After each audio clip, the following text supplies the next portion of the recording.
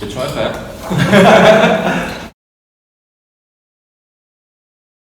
개발자 한 달에 책 한 권 읽기 9월 모임에서 읽은 책은 클린 아키텍처죠. 시작하기 전에 간단하게 체크인 하고 시작할까요? 일단은 처음 오시는 분들도 계실 수 있으니까 간단하게 자기소개하고요. 아주 간단하게 해야 돼요. 그리고 기분 점수. 기분이 별로다, 안 좋다, 그러면 1점. 굉장히 좋다, 그러면 10점. 뭐 이렇게 하고요. 그리고 오늘 기대하는 거. 이거는 오늘 얻어갈 거. 기대하는 거라고 하면 그냥 뭔가 추상적일 수 있으니까 얻어갈 거라고 하면 좀 더 구체적이잖아요. 뭐 이렇게 한번 해볼까요? 네. 네. 누구 먼저 할까요? 역시 할까요? 네. 고정 1픽. 네. 저는 지금 이직 준비하고 있는 한윤석이고요. 기분 점수는 9점입니다. 저녁을 파스타를 먹었는데 굉장히 맛있어가지고 되게 좋고 기대하는 것은 뭔가 읽으면서 되게 명쾌한 설명이긴 했지만은 좀 약간 좀 같이 얘기하고 싶은 것들이 몇 가지 있었어요. 논란이 될 수도 있는 그런 글들도 있고 막 그런데 그런 거에서 같이 얘기했으면 저는 좋을 것 같습니다. 논란거리를 네. 같이 논란거리를 얘기하고 싶다. 반박할 수도 있고 아니면 같이 동의할 수도 있고 이런 것들 좀 얘기하고 싶어요. 와, 오른쪽이 좋아요, 왼쪽이 좋아요? 저 이쪽으로.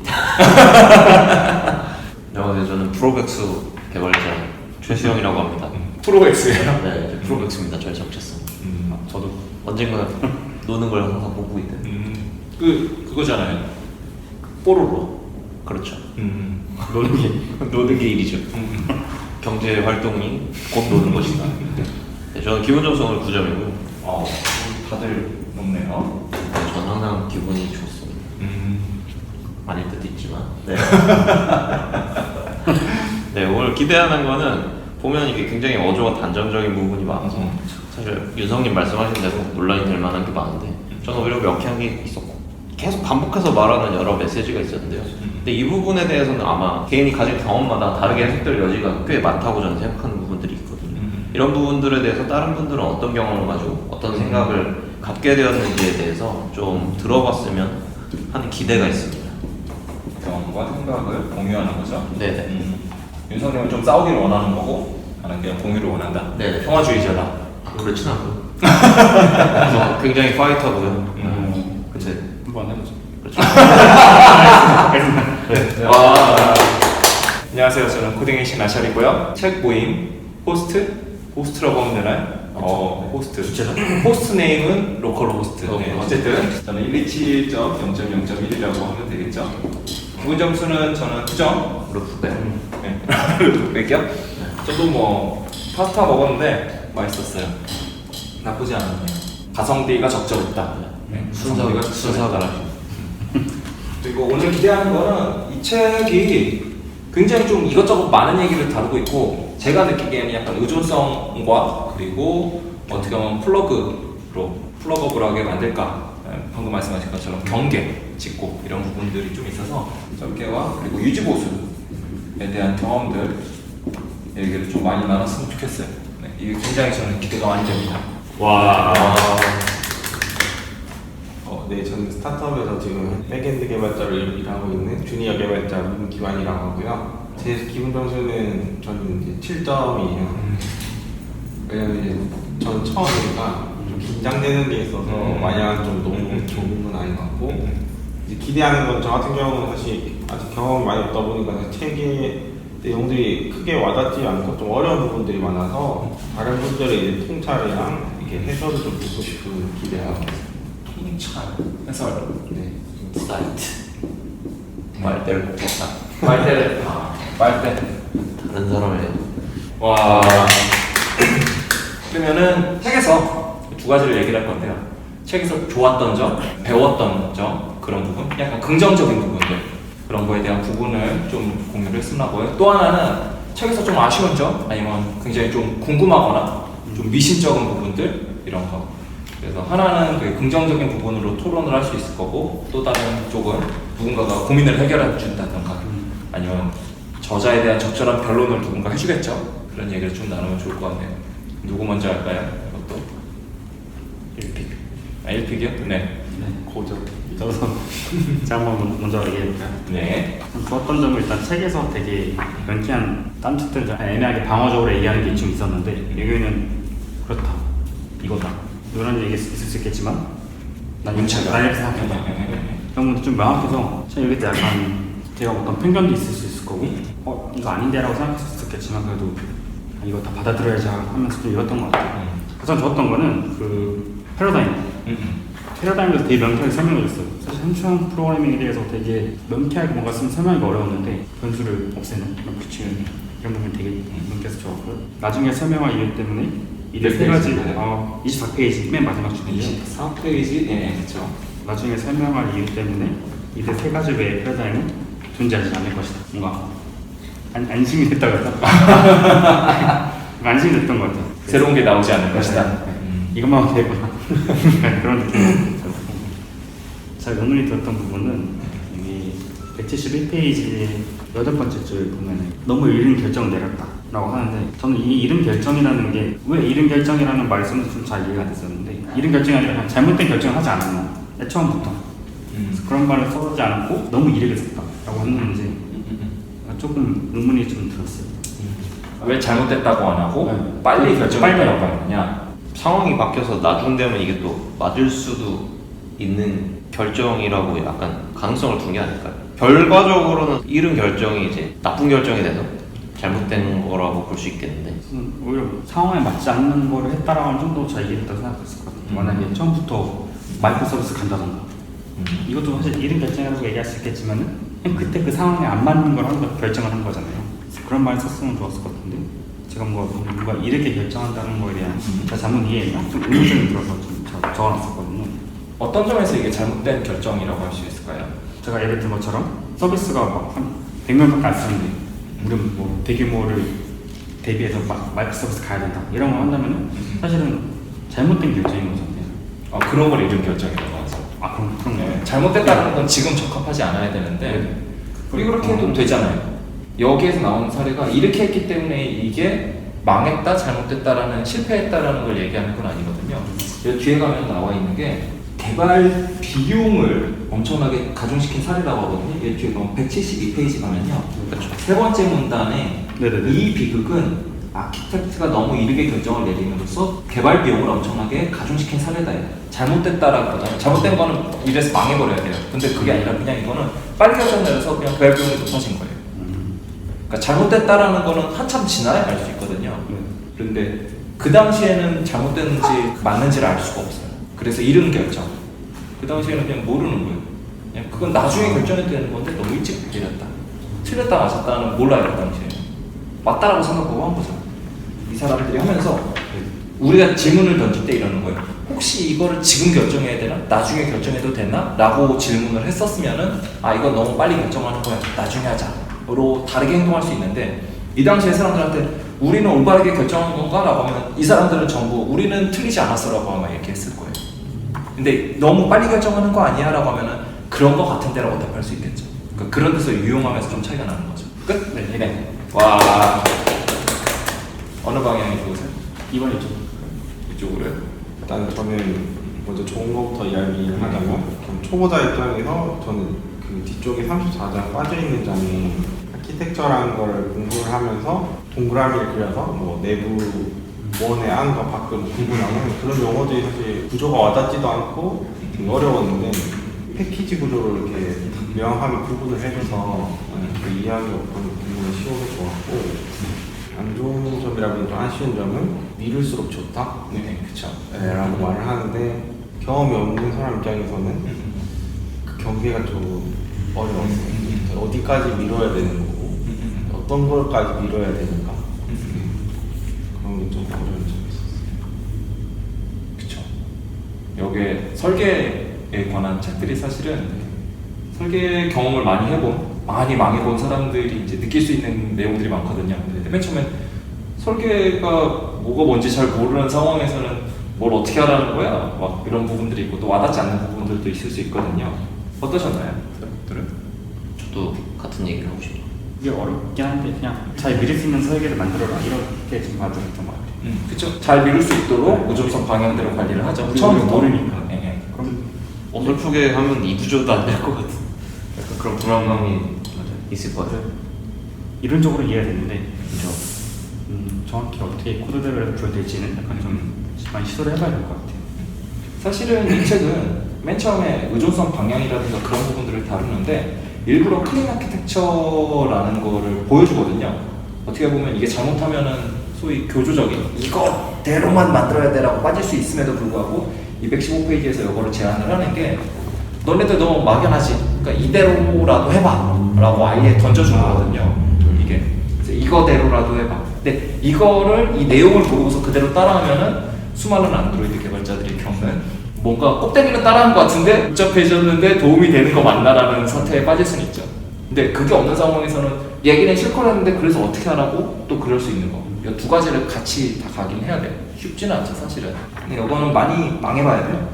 안드로이드가 클린 아키텍처를 안드로이드 개발해보셨잖아요. 네. 클린 아키텍처를 택하게 되는 이유가 사실은 그 전에 거가 너무 괴로워서 그렇죠. 뭔가 새로운 게 나왔으니까 약간 은퇴한 같은 접근을 하거든요. 그렇죠. 네, 그렇죠. 와. 전가요? 네. 저는 제일 좋았던 거, 배운 부분들은 일단은 경계에 대해서 좀 더 재밌게 얘기를 많이 했던 것 같아요. 여기에서. 특히 독립성을 계속 얘기를 하거든요. 여기에서 앞에 독립성을 얘기를 하고 아키텍처 쪽 가면은 독립성이 156페이지 가면은 16장이 독립성에 대한 거거든요. 그리고 여기에서 독립적이라고 하면은 어떤 부분들을 잘라내는 거고 그 잘라내는 거를 뭘 기준으로 자를 거냐가 바로 뒤에 있는 경계 나오고 이런 부분들이 계속 나오는 거죠. 경계 해부학 뭐 이런 데서 방향 나오는 거고 그러면서 그 방향에 의해서 고수준 저수준 하면서 정책과 수준 뭐 이런 것들을 다루는 거잖아요. 그러니까 이런 내용들을 다루는 게 좋았고 특히 원래 뭐 레이어드 아키텍처라든가 여러 가지들 다루는 것들이 있었는데 여기서는 그걸 좀 더 의존성이라는 기준으로 하나로 쫙 가져오는 게 좀 명확했던 것 같아요. 특히 사용자한테 가깝냐 뭐냐 그다음에 먼 걸수록 정책 그렇게 잡은 것들이 저는 꽤 재밌었어요.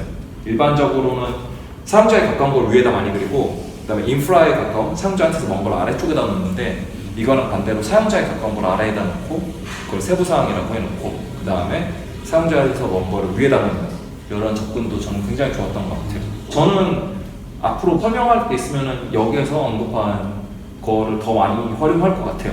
물론 일반적으로 많이 유명한 건 여전히 레이어드 아키텍처 같은 거고 뭐 스프링 같은 데서도 있던 그런 것들 많이 쓰니까 그거를 많이 얘기를 하겠지만 굉장히 좀 직관적인 것 같아서요. 아쉬운 부분이라면은 너무 많이 알아요. 책이 생각보다 얇아요. 제가 생각하기에 이 내용을 다루기엔 너무 얇아요. 뭔가 구체적인 걸 보려면 다른 책을 또 봐야 같은 느낌. 수십 권 봐야 될 것 같아요. 그렇죠. 이미 너네들 많이 경험했자라는 느낌이 좀 있죠. 예를 들어서 아까 좋다고 하셨던 그 빠져있는 장 보시면은 패키지 나눠놓고 하는 것들은 기존의 스프링 같은 거로 프로젝트를 해본 사람들은 딱 보자마자 알 수 있는 건데 그런 거 하나도 모르고 이 책만 딱 읽은 사람들은 뭐 오더 컨트롤러 있고 오더 서비스 있고 오더스 리포지토리 있는데 이게 뭘까? 이게 뭘까 상황을 가져. 이거 패키지 나누는 거 고민 막 하면서 아 이거를 이렇게 자를까 이렇게 자를까 고민 항상 하거든요. 그 고민 해봤던 사람들은 여기에 답이 있구나가 딱 되는데 그게 없는 사람들은 이제 모르죠. 전혀 모르는. 근데 이거는 이제 뭐 다른 분이 써서도 그렇지만 전반적으로 책이 좀 그래요. 와.